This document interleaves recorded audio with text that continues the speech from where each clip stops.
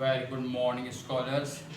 चल वही आपका income tax, income from house property, second head, section 22 to 27, 22 से 27 बेसिक आपको बता चुके हैं हम प्रीवियस क्लास में। और आज हम चर्चा कर रहे हैं या डिस्कशन है, बता रहे हैं एनुअल वैल्यू के बारे में। ठीक है, एनुअल वैल्यू जिसे वार्षिक मूल्य भी कहा जाता है। ठीक भाई, देखिए यदि मान लीजिए आपका एक मकान है जिस पर आपको इनकम फ्रॉम हाउस प्रॉपर्टी में हेड में इनकम टैक्स डिपार्टमेंट टैक्स ले रहा है, तो वो किस अमाउंट पर आपसे टैक्स ले, ठीक है, तो उसका कुछ बेसिस तो होना चाहिए। तो वो कहलाता है वार्षिक मूल्य या एनुअल वैल्यू। ठीक, अब देखिए यहाँ पर एनुअल वैल्यू क्या हो सकती है। एनुअल वैल्यू होगी एक्चुअल रेंट रिसीप्ट। ठीक है, एक्चुअल रेंट रिसीप्ट यानी कि वास्तव में जो किराया प्राप्त हुआ आपको मतलब करदाता को, और भले चाहे वो एक वर्ष का हो, एक वर्ष से कम का हो। ठीक है, मतलब वर्ष के दौरान 12 माह के दौरान जितना वास्तव में किराया प्राप्त हुआ वह है, या फिर म्यूनिसिपल वैल्यूएशन। ठीक है, म्यूनिसिपल वैल्यूएशन, म्यूनिसिपल को शॉर्ट में लिख दे रहे हैं म्यूनिसिपल, लेकिन इसको मुनी मत समझ लेना, म्यूनिसिपल है पूरा, म्यूनिसिपल वैल्यूएशन। ठीक, या नगर पालिका मूल्यांकन। बड़ा शहर रहेगा तो नगर पालिका है, महानगर पालिका भी होते हैं। ठीक है, जैसे कि आपने सुना होगा ना, मुंबई में कहा जाता है BMC। ठीक है, तो बृहन मुंबई म्यूनिसिपल कॉरपोरेशन, ये पूरा नाम है उसका, BMC का। ठीक है, मध्यम स्तर के जो यदि शहर हैं तो वहाँ नगर निगम होता है, उससे छोटे हैं तो नगर पालिका या नगर पालिका परिषद, नगर परिषद भी आजकल शब्द को उपयोग करते हैं।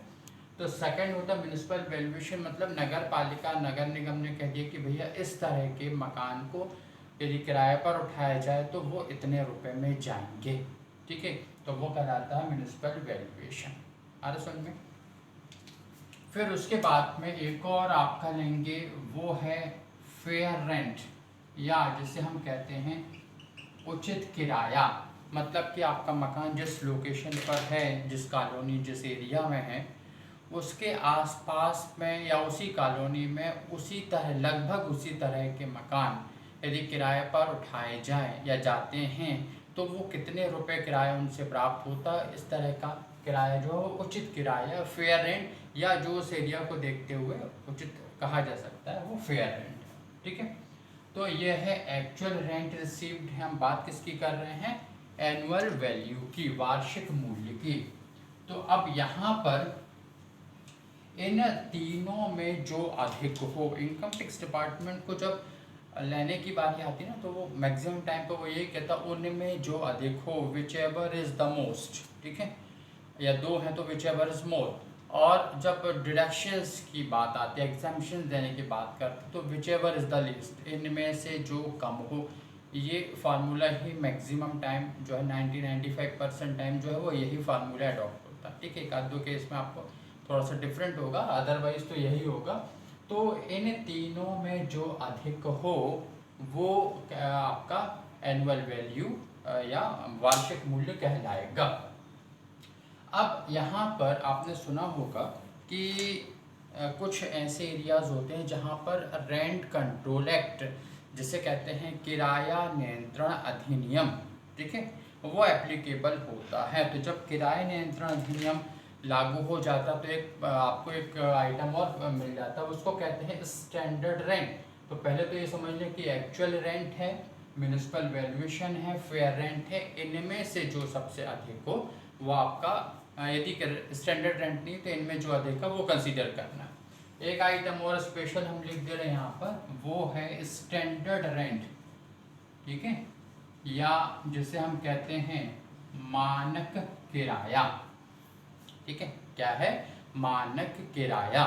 तो अब हमारे पास में ये चार आइटम हो गए। ठीक है, मानक किराया है, एक्चुअल से रेंट रिसीट वास्तविक प्राप्त किराया, नगर पालिका मूल्यांकन है, उचित किराया है।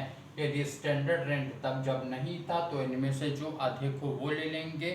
अब जब स्टैंडर्ड रेंट ये आइटम भी आपको दिया जाए तब क्या करेंगे, तो अब सुनिए, यदि स्टैंडर्ड रेंट, ठीक है, यदि स्टैंडर्ड रेंट इन चारों में या कोई 3 दिए जिसमें स्टैंडर्ड रेंट भी दिया हो, यदि स्टैंडर्ड रेंट सबसे अधिक हो, यदि स्टैंडर्ड रेंट मानक किराया सबसे अधिक हो उसका अमाउंट, तो स्टैंडर्ड रेंट को छोड़ देते हैं, बाकी में कंपेयर कर लेते हैं और जो ज़्यादा होता है वो कंसीडर कर लेते हैं। यदि स्टैंडर्ड रेंट सबसे अधिक हो उनमें जो आइटम दिए हैं, तो स्टैंडर्ड ज़्यादा है तो उसको छोड़ दो, उसको अलग कर दो कि भैया काहे ज़्यादा हो गए, ठीक है। स्टैंडर्ड रेंट सबसे ज़्यादा हो तो स्टैंडर्ड रेंट को छोड़ दो और बाकी में कंपेयर करो, जो ज़्यादा हो वो ले लेंगे, वही एनुअल वैल्यू है। लेकिन यदि स्टैंडर्ड रेंट सबसे ज़्यादा नहीं है, यदि स्टैंडर्ड रेंट सबसे ज़्यादा नहीं है, इसका मतलब ये नहीं है कि वो सबसे कम है। सबसे ज़्यादा नहीं मतलब first runner up, second runner up या सेकंड नंबर का थर्ड नंबर पे आ सकता है।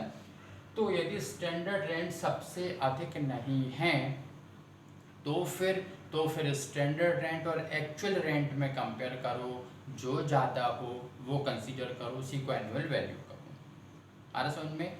यदि स्टैंडर्ड रेंट सबसे अधिक नहीं है तो स्टैंडर्ड रेंट को जो है और एक्चुअल रेंट में कंपेयर कर लो, जो ज़्यादा है वो ले लो, ठीक है। अब ऐसी बातें आपको थोड़ा सा लग रहा हो कि हो क्या रहा है, तो आपको कुछ बाय प्रैक्टिकल बाय न्यूमेरिकल आपको समझा देते हैं ताकि वो आपके दिमाग में एकदम फिट बैठ जाए, ठीक है। चलिए आपकी बुक से कुछ ले रहे हैं क्वेश्चंस। देखिए क्वेश्चन कह रहा है अलग अलग कंडीशंस हैं। एक्चुअल रिसीव्ड है 22,000, ठीक है, ये है आपके 22,000 रुपये, ठीक है, 22,000 है। म्यूनिसिपल वैल्यूएशन है 20,000 रुपये, ये हैं 20,000, 20,000 रुपये। फिर फेयर रेंट है 24,000, ये कितना है 24,000 रुपये, ठीक है, वार्षिक है ये सब। और स्टैंडर्ड रेंट में लिखा है NA का मतलब होता है ना।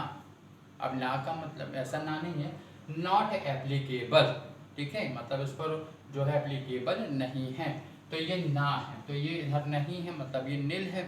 तो अब आप क्या करेंगे, एनुअल वैल्यू क्या मानी जाएगी, इनमें आपके पास स्टैंडर्ड रेंट जब ज़्यादा है ही नहीं तो इनमें कंपेयर करो, जो ज़्यादा हो तो क्या ज़्यादा है, 24,000 रुपये ज़्यादा है। तो ये फर्स्ट केस में आपका जो आपका एनुअल वैल्यू है वो, या ग्रॉस एनुअल वैल्यू भी कह सकते हैं क्योंकि अभी म्यूनिसिपल वैल्यूएशन स्टैंडर्ड SD वगैरह अलग होगी। तो ये क्या हो जाएगा आपका, इनमें चूंकि नॉट एप्लीकेबल था तो इन तीनों में कंपेयर कर लिए, 24,000 सबसे ज़्यादा है, तो ये एनुअल वैल्यू कहलाएगी। अरे सुन में, चलिए फिर उसके बाद में और सेकंड केस में देखते हैं हम। अब नेक्स्ट है आपका सेकंड केस है कि एक्चुअल रिसीव्ड है 36,000, ठीक है, ये कितने हैं 36,000 रुपये। चलिए फिर म्यूनिसिपल है 25,000 रुपये, तो ये आ गया आपका 25,000 रुपये, ठीक है। फिर उसका फेयर रेंट ये 25 हो गया, फेयर रेंट है 38,000, ठीक है, ये हो गया आपका 38,000 रुपये, ठीक है। और स्टैंडर्ड कितना आ गया 27,000, 27,000 रुपये, ये आ गया 27,000। यहाँ स्टैंडर्ड रेंट भी दे रखा है।